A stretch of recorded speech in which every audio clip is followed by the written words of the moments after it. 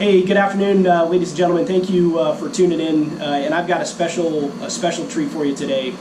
So coming to you live here from the Indo-PACOM headquarters with Sergeant Major Anthony Spadaro, the Command Senior Enlisted Leader for Indo-PACOM Command. And just off the bat, just had a great conversation on the front end.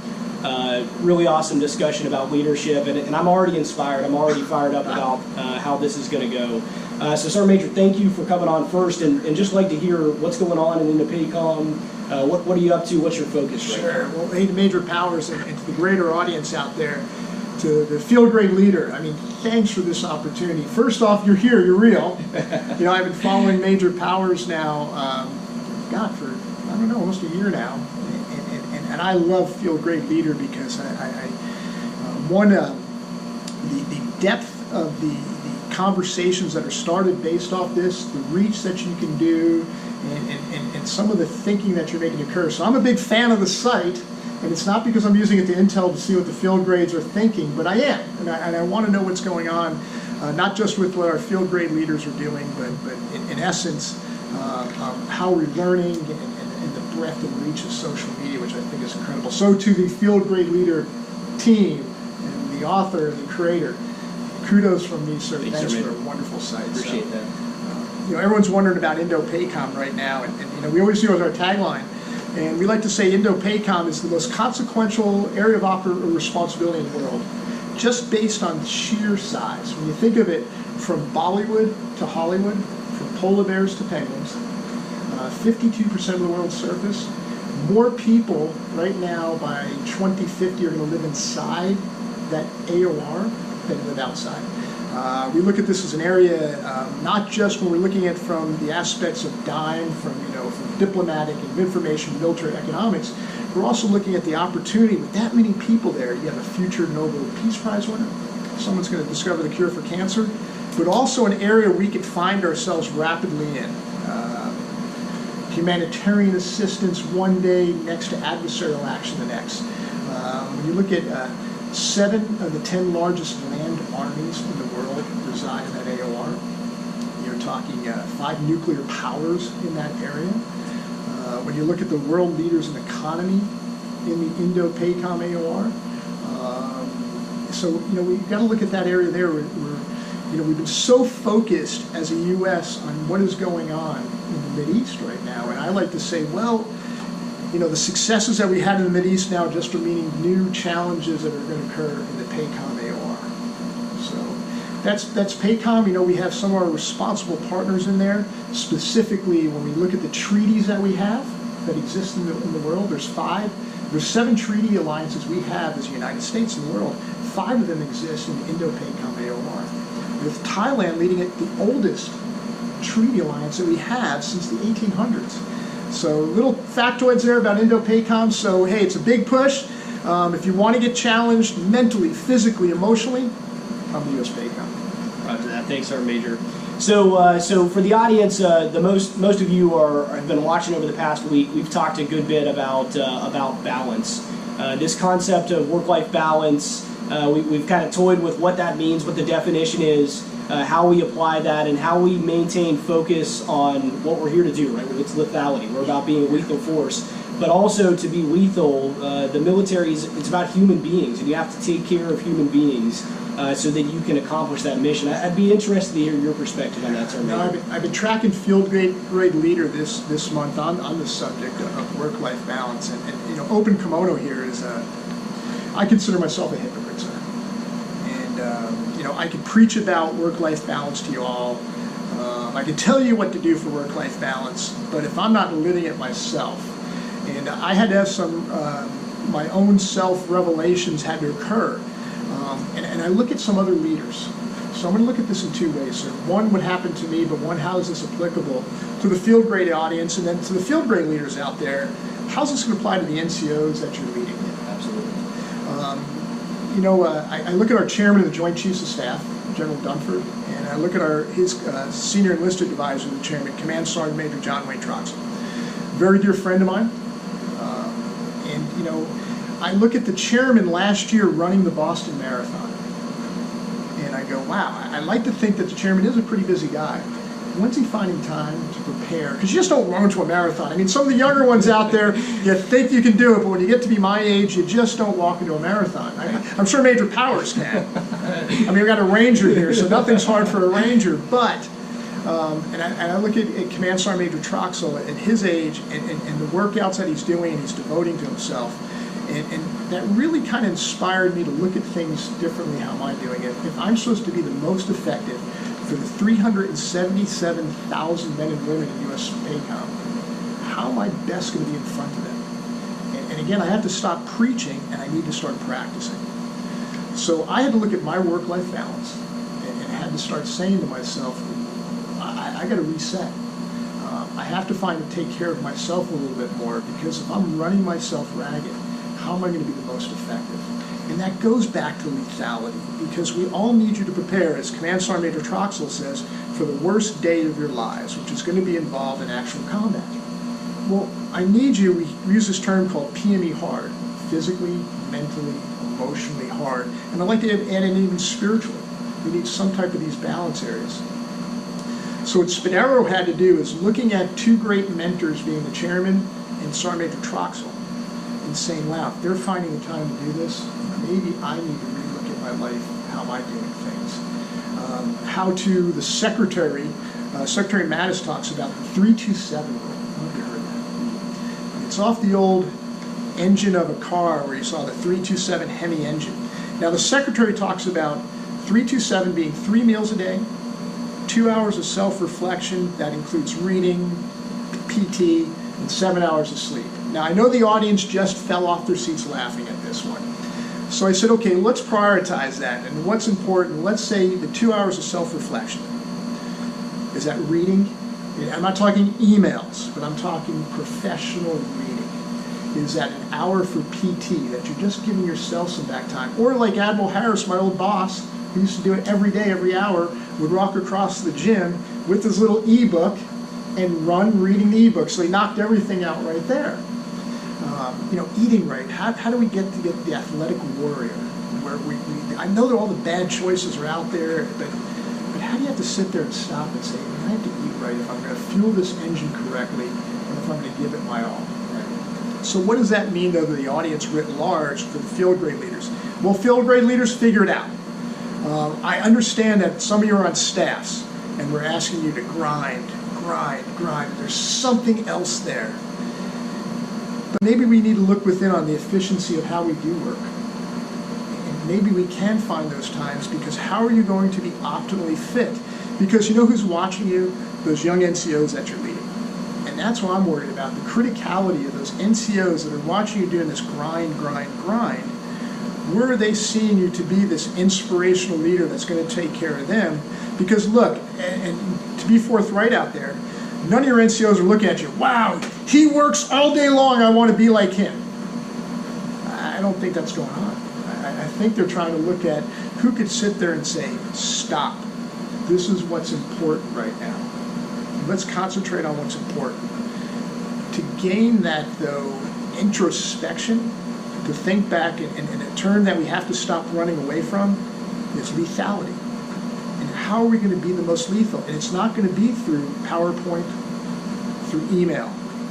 And hopefully we discuss this later, so we're going to talk about that old kneecap to kneecap discussions again, and reinvigorating that. And there's means to do that. But what does that mean to the work-life balance? I need some introspection. And I need you to stop and say to yourself, what's most important out there? Are you the athletic warrior? You're war fighters. This is what war fighters do. And start talking to yourself and identifying it. If you say it enough, people are going to believe it. If you identify that these are war fighters, don't identify to the MOS. And I really don't like when someone will talk to me and right away will introduce themselves to their MOS. You're all war fighters. This is the Department of Defense. This is the armed forces of the United States of America, not the forces. So again, with this level of introspection I need from the field grade audience, is you have all these wonderful young men and women that you are in charge of. You are the inspiration for them. Well, what are you doing for them? Like I said, you can't be like me who used to talk out one side and do one thing. Is you have to have that moment where you go, how can I do this better? And I know you're out there, and I know that you want to do these things, and there's no one stopping you. And if you have someone stopping you, let me know their name. Because I think we could stop those people right away and remind them, because I'll just turn them and say, well, if you have a problem with it, go address this to the chairman. And I think the chairman can give them some guide points there. And for the enlisted, and I hope we have an enlisted audience out there, look to, Command Sergeant Major Troxel and how he's pushed himself. And he's pushing me. This is a dear friend of mine. But, to the point that, he even inspired my wife now, and I have a great partner at home that she reminds me at times that, did you work out today? Watch what you're eating. You need that. Now, for those that don't have that able partner out there, we'll be your partner. Log on to Field Grade Leader, and we'll give you constant reminders on this. But I'm not saying that tongue-in-cheek. I'm saying that from a sense of, who do you need to push you out there that's going to remind you? Because if you're self-identifying just yourself as you're the most important person in the world, well, I guess there's this young specialist out there, this young petty officer, this young NCO that you're selling short. And we don't need that from you. We can help you on this work-life balance. We can talk about work-life balance. You're the one that's going to have to prove it. And sometimes it's that look in the mirror. And who's that person looking back? Because remember, the one thing about your face, no one's ever seen their face. They only see what reflects in the mirror. You can see the rest of your body. Does that tell you if you're breaking down and you're tired? I don't know. So we can help you there. But I need lethality. I need athletic warriors. We have the programs out there. This is not a plea to those programs. But what it is a plea for is, do you identify yourself as this athletic warrior? Do you identify yourself as the warfighter? And what do I need you to be prepared from a level of lethality? No more apologetics. No more refugees from accountability. But what we need are people sitting there and talking lethality. How am I the most lethal, most effective? For we don't want that worst day of our lives. Because the next fight, who knows what it will be? When will it be? It's such a level of unpredictability now, we have no idea. We like to think in Indo-PACOM we have some when events that could happen very quickly. However, if we demonstrate lethality throughout the force, I'm almost positive that'll have attributable effects to the adversary that will disavow them from thinking to even measuring up against us. Because everyone wants to try to sit there. No one wants to get into a gunfight with someone, with a U.S. soldier right now. It'd be the worst day that they ever picked. But we have to keep projecting that. And field grades, that's where I need your help, is projecting that aura of lethality. To convince adversarial challenges, no, go back to work-life balance. We have a lot of, the Secretary of Defense says this, we have the best fed force in the world, and it shows it. What are we doing to combat that? What are we doing for all those soldiers, sailors, airmen, Marines that are on profiles, or on light duty, that we will not be able to deploy? This to me now represents a strategic disadvantage to our adversaries, that we're going to field this best force. What are we doing now to combat that? What are we doing now to get that person off of limited duty instead of just writing them off? Because we need this force. To the field grade audience out there, what are we doing? How could you help me? How could I help you to get this done? We've given all the programs, we've given all the stuff. The Army's changing their combat physics to the Army CFT now. And I know there's a lot of people that aren't for it. And it's probably another whole month of discussions for field grade leader. But what is the Army supposed to do? And I don't want to hear that it costs this much money, it's going to take this much time. What is the end state? The end state's lethality. So let's stop complaining about it. And let's start saying, hey, this means to an ends of how we're going to accomplish this best fit soldier, not someone that just passes the physical fitness test, but exceeds the physical fitness test. And again, they're going to be eating better, they're going to be sleeping better, they're going to be more effective warfighter. there's offshoots. Right? And you know, Sir Major, the thing that I heard that most resonated with me, you said a bunch of really important things, and there's a bunch that I wrote down. But the fact that what you want and what you need is not all of the emails. It's not the PowerPoint. We get consumed with that as field grade leaders, and that becomes who we think we are. It's a sum of email, PowerPoint, whatever it is, aqua orders, all that kind of stuff. But it's leadership. It is, and you said it, knee-to-knee discussion where you're looking someone in the eye. And what I remember about being a young lieutenant or a captain about field grade officers wasn't the work that they did necessarily. They had competence, that's a baseline, but it was their personal demonstration of leadership day to day. Can you comment a little bit more on that? I think we teach our officers in general to have a bias for action. Just go do it. Have a bias for action. If there's something to do, I want to see biases for nuances. Who's going to question those things now? And that's easy when we're sucked up in the world as I have to answer the email, I have to produce the PowerPoint. Do you? Now again, I know I'm going out on a limb here, especially the staff, people that are on staffs that are doing phenomenal work, they're going, okay, right. Maybe we need to challenge the system. And how do we get about challenging systems? How would it be most effective where we're wasting, I think, some of the effort some days for having human interaction, and we just send it out and we try to hide behind the email. Right. And nothing drives me more crazy when I see explicit guidance, not general guidance, but explicit guidance come across an email. Because how do I know I'm even reaching that audience? Am I going to put that return email thing on it and blow up your box? Right.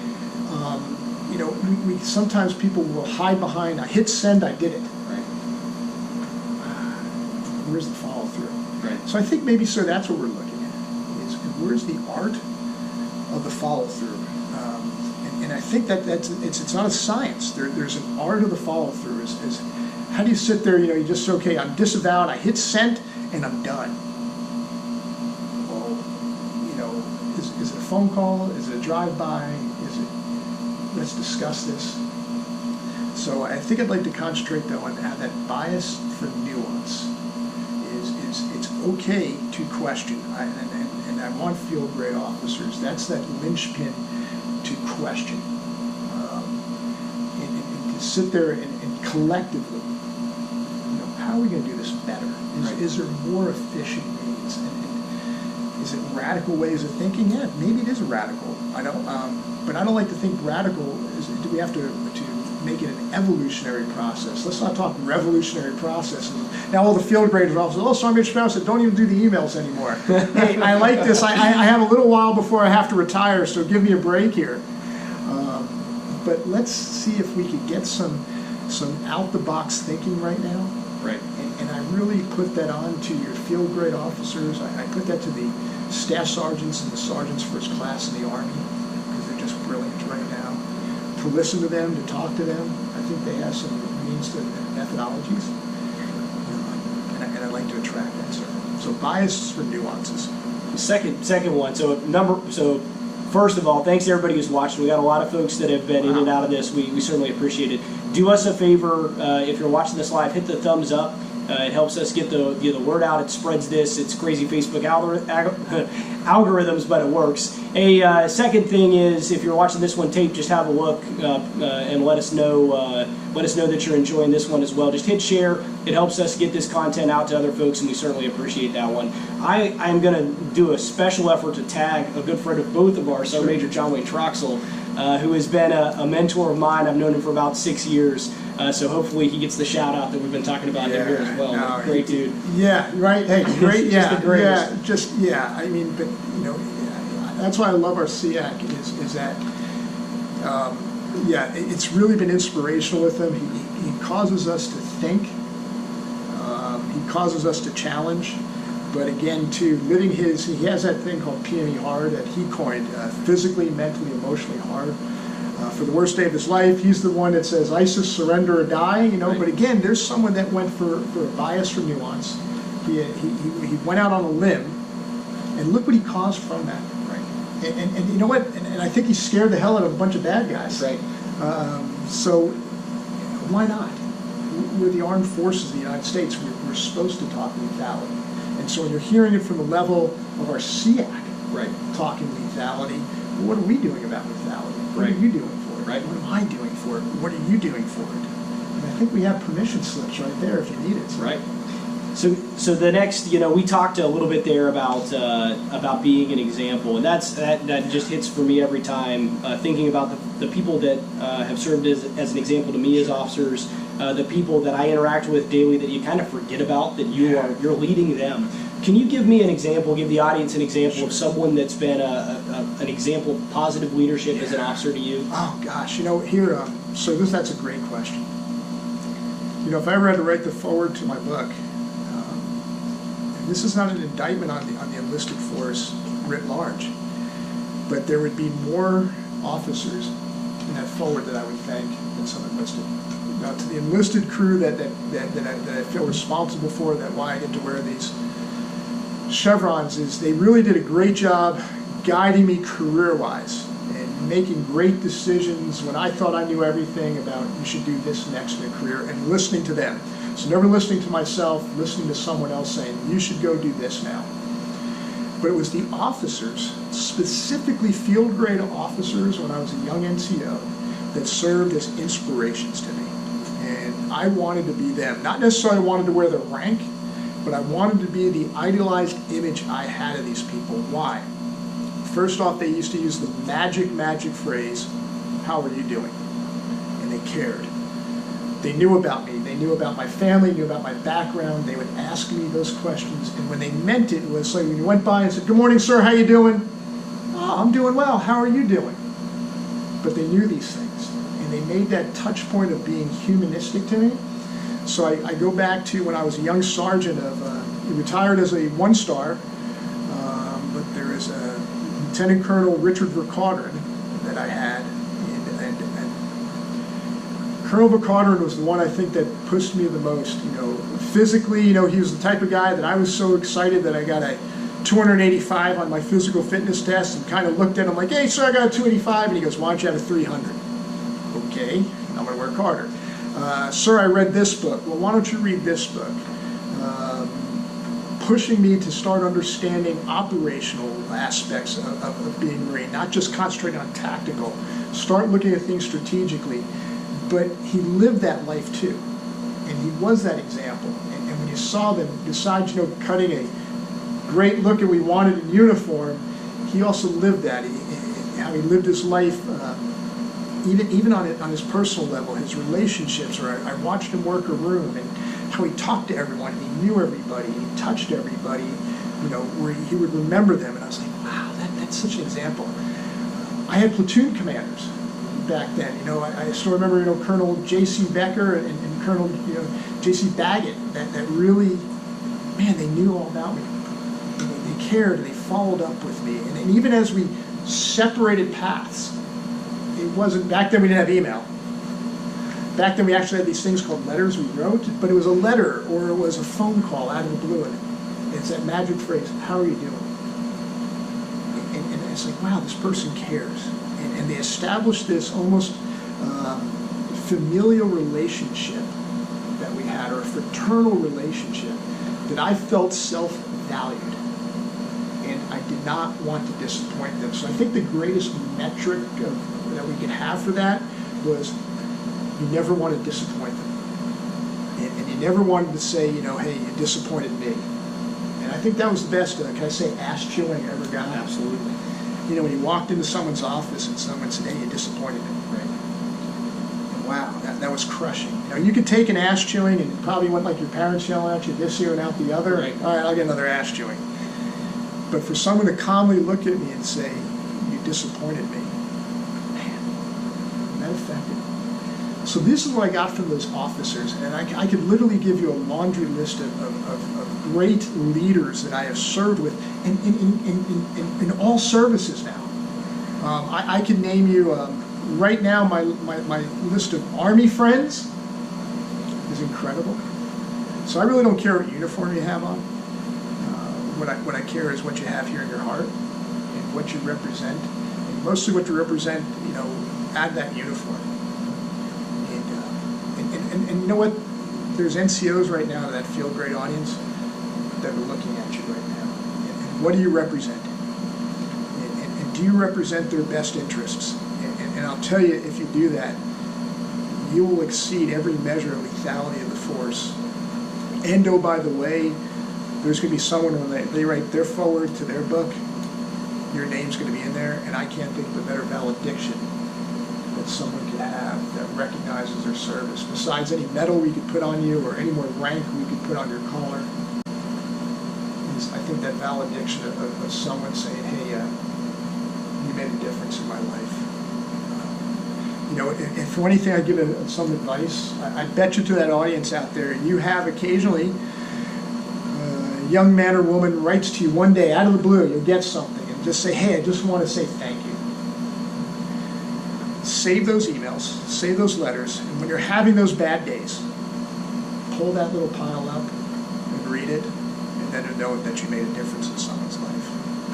So to the officers that cared about Spadaro out there, I'll never, I can't put a price on it to thank you for allowing me to be me and shaping me as a human being. Not necessarily a Marine. Yeah. But yeah, too bad this is too short, because I have a laundry list. How's that? If I could go through the names, and I could shout it out.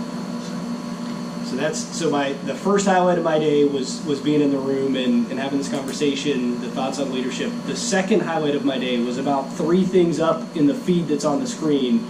It said John Wayne Troxel is watching. So I believe, I believe, I'm not mistaken here. I'm not sure who clued him in that we have the senior enlisted advisor out here as well. So that's pretty awesome. So, hey, Sergeant Major, good to see you. If you're still out there live, we appreciate it.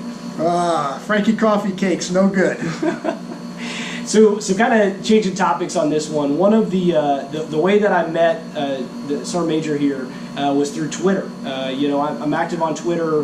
We put out a lot of good info, and I watched over the course of the past couple of years or whatever, as Sergeant Major was constantly sharing information, constantly engaging, and I thought that was pretty amazing. Of the leaders that I see out there engaging in the digital world, you're one of the most active ones, and I wanted to just kind of see your perspective on tying back in what we're doing here, what we're doing in the digital space, and how that ties into our professional development, kind of that informal professional development, leadership, all of those facets. What do you think? Wow, social media, in general, sir, there was this great, we came to do this from Twitter, and I've watched the great ones, and I watched, too, when I saw the breadth and depth that even Command Sergeant Major Troxel had, the audience at large. So this is how I like to view social media. Big fan, but I view social media as a means, not as the ends. Absolutely.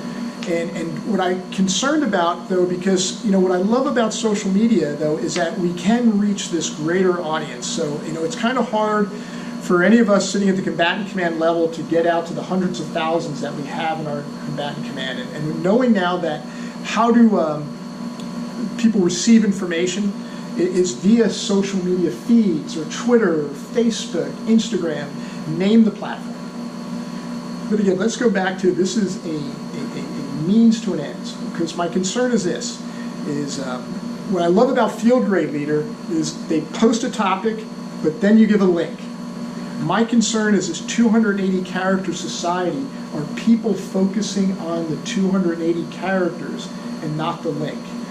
When I'm engaging with our soldiers, sailors, airmen, Marines, I'm telling them to be critical. Don't accept the 280 characters, but to now research, find out. So vis-a-vis what we're seeing, what field grade leaders, you tie it to other articles of criticality, not necessarily the domain of military writing, but even outside military writing. It could be the Harvard Business Review. It could be, you cited something from Inc. I'm trying to remember the couple, Forbes, all. I follow this feed. Yeah. But now it's causing me now to sit there, pull this link up. Now I have to do too, because I'm a little bit slower than the NetGens, is, I'll hit print, I'll pull it up, I send it to myself as a message. I use it a lot of time on airplanes, and I'll put the big pile of things I need to read. So I have my field grade leader pile that I want to do, and there's so many forums out there, and that's why I really look at the social media now, has really now expanded the expanse of what we can be exposed to. You know, you see such sites now as War on the Rocks, you know, great thing that's asking to be critical, and some great thinking here. Field grade officers now posting things that I'm reading and going, man, I really get to look into what are they thinking. So what I still like to see, though, from social media as a means is, you mentioned the kneecap to kneecap thinking, is why not, though, get something of consequence on a social media feed to the field grade leaders there, pull it out. Then, if you can't get it by the exponential effects of feeding a tweet out, is get the young men and women in the room, and hey, I just read this.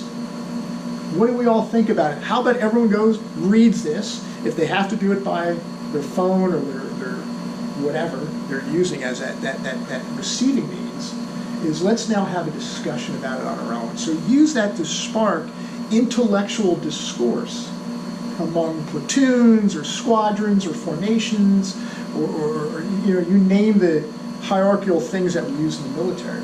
But to do this, hey sir, you know, I was reading field grade and you said this. What do you mean by that? What are you trying to get at that? You know, and causing that. So that's why I said, remember, let's look at it as the means. But also look at the you know, I view social media as a domain of warfare now. Because you know who else is using social media is our adversaries. If you look at now, if you've ever seen the metric charts they use on the exposure of social media, you know, adversaries are using it a lot more than you think we are right now. It's one of their primary means of communication. So what best way, if we really want to sit there and say, hey, we're going to be lethal, they're going to read our stuff. Let's use that, because like I said, you know, if I send out one tweet and it's read by 8, let me go by the exponential effects of how large this audience can reach. So where I'm a fan of social media is, one, it's not to give implicit guidance, it's to give guidance for thought, and going back to that term is guidance for a nuanced action. Can we get some discourse? I mean, there's a lot of things people are going to punch up on some of the blogs, and you know, you got to really get the wheat from the chaff some days. But I literally see like the sites like Field Grade. I know there's Company Grade Leader out there, you know,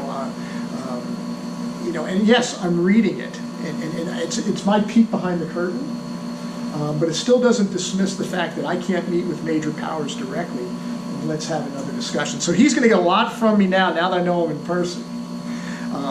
So to the audience out there, is I'm not asking you to start friending all your platoon mates in Facebook, especially for the leadership.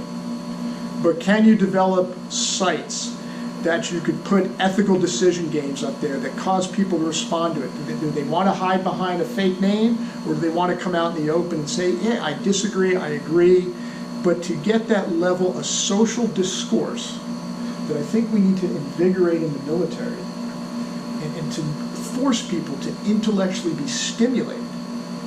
Is it social media as this means? Great. I'm a big fan. But don't just, again, lock into 280 characters. Gosh, we sell ourselves so short. And so I want to see more stimuli from it. Does that make sense? It does. And using it for the greater good. Vice using it to hide behind fake names, to be mean, to be bullying. And you know, why can't you just come out and say it? I mean, we see so many effects that we see a lot of it even at my level. People hide behind fake identities, will not identify themselves. But boy, they'll tell me how to do my job. They'll tell Sergeant Major Troxel how to do his job, but we don't know who these people are. Right. So they hide. Why? What are you afraid of? Come on, we're waiting for you. You know, and so that's a challenge to those people that hide, that want to use the effects of bullying. And we see it all too often. They attack these issues, and you know, come on, you know what you do to a bully? You don't punch him in the face, you take him out. And that's what lethality is. So the bullies out there, we're going to take you out. And I don't want to see this anymore. And really, it's one of the dark sides. Yeah. But you know the other thing about it too? The adversaries see that. Right. And what do the adversaries think about it? That we're weakened. And I never want to see the armed forces of the United States of America weakened. All I want to see is being lethal and being intimidating. Absolutely. Sergeant Major, for the audience that's out there that perhaps wants to see what you're sharing on Twitter, would you mind sharing where they can find you? Sure, it's at PaycomSEL. Okay. On Nice. Twitter, and I think I'm following on Facebook now. I always forget my Facebook one. It's a long one. Okay. It's U.S. Pacific Command Senior Enlisted Leader on Facebook. Okay. Instagram, it's at PaycomSEL. That's Nice. just for pictures. And one great thing about that is I really try to promote all my times to our partners. Right. You know, we have 36 partner nations in Indo-PACOM. And man, I love to always categorize the trips. It's either meeting with the soldiers, sailors, airmen, Marines that are doing great things. They love challenging me. Physically, I get to run PT with them all, and I think they're all trying to kill me. But good, try to kill me. You're not going to succeed, but keep trying. So that's a challenge out there. But to our partners, it's really encouraging the partners, because the partners are also using these aspects of social media. And you know what it demonstrates, though? That we are together. That's right. So we call it partnerships with a purpose. And this is another way how we effectively promote these partnerships. So at PaycomSEL on Twitter, and U.S. Pacific Command Senior Enlisted Leader on Facebook. Yeah. Please. There you go. I respond when I can. There you go. So Sergeant Major, I gotta ask. So you described the stack of printouts of articles and so on, which Yeah. I get it. Same thing. I stack mine up but it's on my iPad. But the same thing. Yeah. What else do you use to learn to continue that kind of self-development? What are you reading right now? Oh, wow. All right. Hey, wow. What are we reading right now? This is not a canned question. I swear. What are we reading? Putting me on the spot here. tough. You want to know something, though? I'll do my intel on you. And I thought I'd be smarter than you, so I know I can't, especially, you can't outguess a Ranger. Marines try all the time, but you're not going to outguess a Ranger. But, funny you should say that, but, all right. Again, this is a shameless plug. I do not get any money from Stephen Pressfield, but this book goes everywhere I go. So it's The Warrior Ethos. It's a quick reading, but if you need to sit there and redetermine your azimuth point of why you wear this uniform, I cannot stress this enough to any level of leadership where you could have these discussions.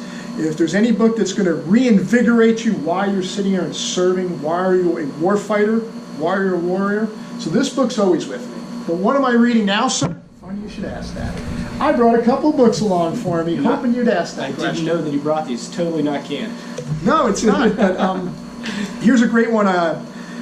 Just read 3 books, had a long plane flight over. We just got back from a 8-day trip to Fiji, New Zealand, Australia, Papua New Guinea, and Palau. So a lot of time to read.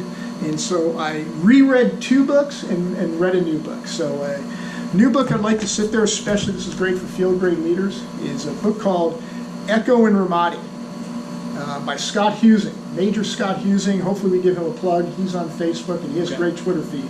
His Twitter feed's at Echo in Ramadi. Scott Husing was a company commander in Ramadi in 2006. And he captures everything that went on with that fight at the company level. And he has 2 major themes in here.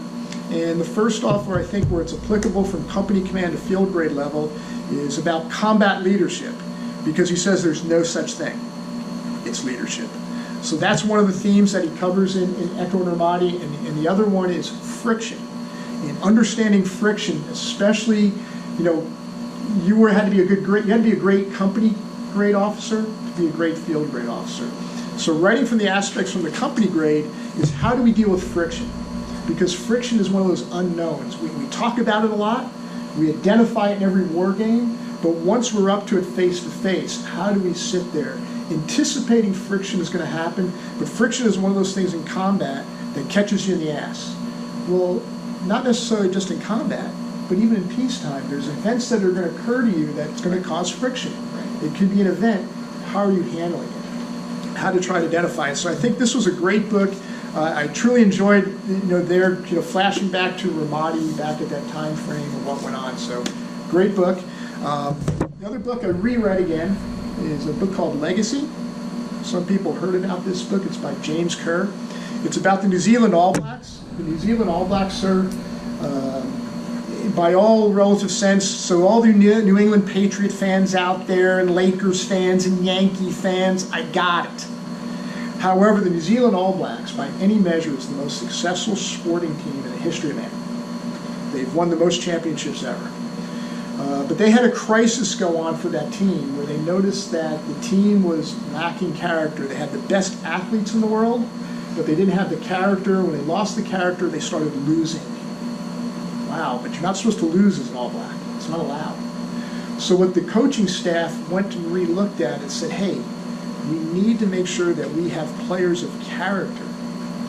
We could have good athletes. We can make a good athlete great, but I can't teach character. So they started recruiting on character. Right? Well, look at the offshoot. You can find now the parallels to us in the military.